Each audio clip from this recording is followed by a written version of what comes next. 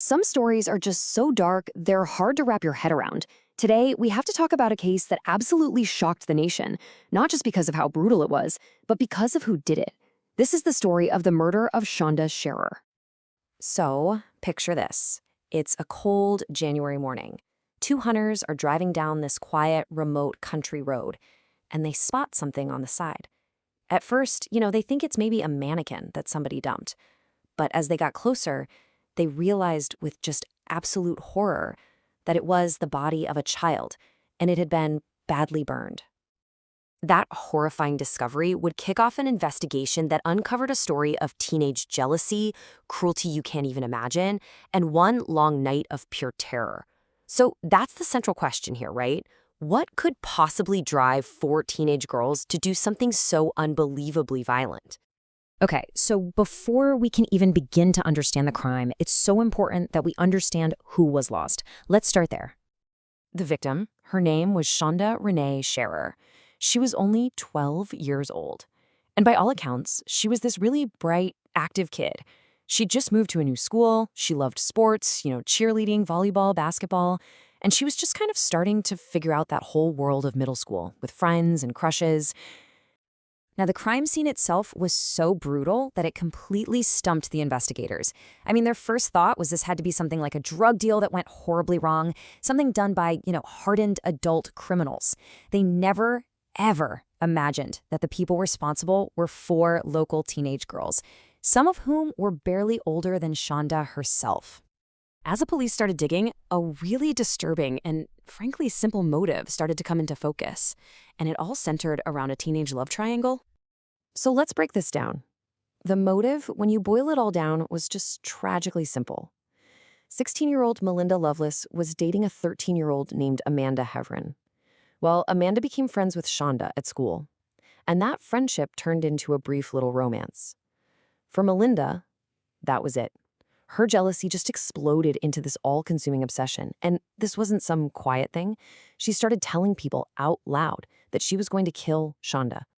But Melinda didn't act alone. She got a group of other troubled teenagers together, and each one of them had their own really painful history of trauma. You had Melinda, the ringleader, at 16, who'd survived a deeply abusive childhood. Then there was 17-year-old Laurie Tackett, who had been diagnosed with borderline personality disorder.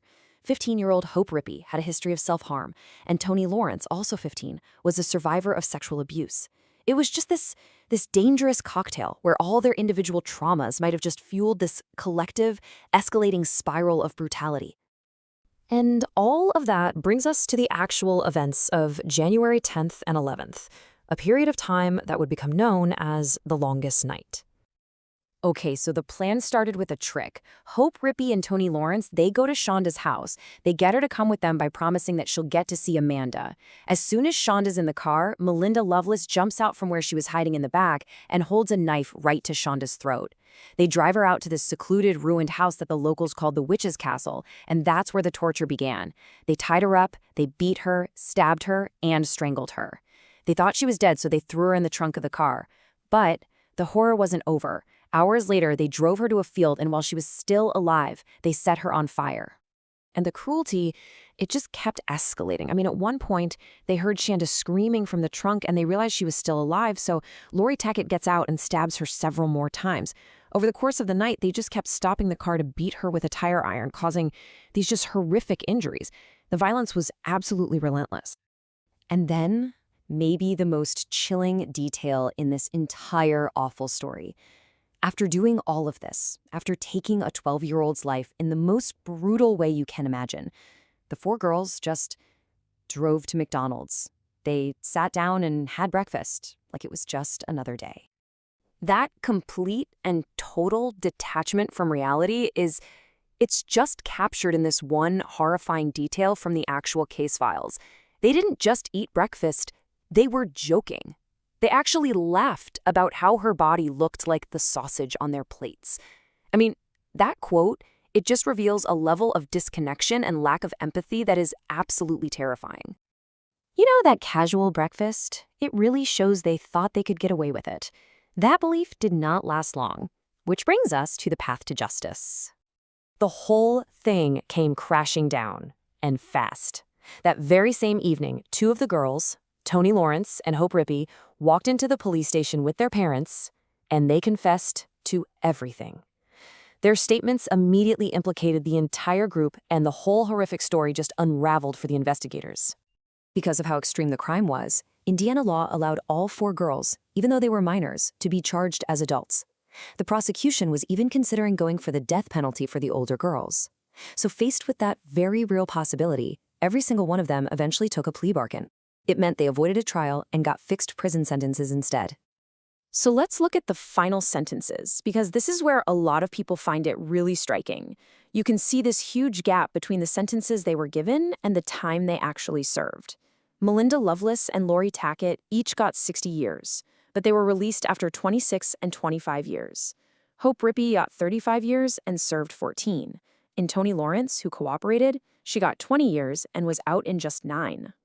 So the court cases ended, but the consequences of that one night have just echoed on for decades. It's created this legacy of pain. In 2005, for example, Shanda's father, Shanda Sharer, he passed away. He was only 53. And his family always said that he never recovered from the grief. They said he basically died of a broken heart. But for Shanda's mother, Jacques Vaught, the story took a turn that, honestly, no one could have ever seen coming. In this incredibly dark story, there's this really surprising chapter of something like forgiveness. She actually made contact with Melinda Loveless in prison. And in this remarkable act of what's called restorative justice, which is all about trying to repair harm, she sponsored a service dog for Melinda to train in prison, a dog named in Shanda's memory. Her reason is right here in this powerful quote. You can imagine a lot of people criticized her for it, but for her, it was a way to try and create something good out of something so unbelievably bad. And it was her way of honoring the kind of person she knew her daughter was. And that brings us to today. All 4 of Shanda's killers, they've served their time. They're all free. And it just leaves us with this one big, lingering question. For a crime this brutal, a crime carried out by children, what does justice even look like? Is the fact that these 4 women are now free a sign of a system that believes in rehabilitation? Or is it just the end of a chapter, leaving all of us to wonder if true justice was ever really possible in the first place?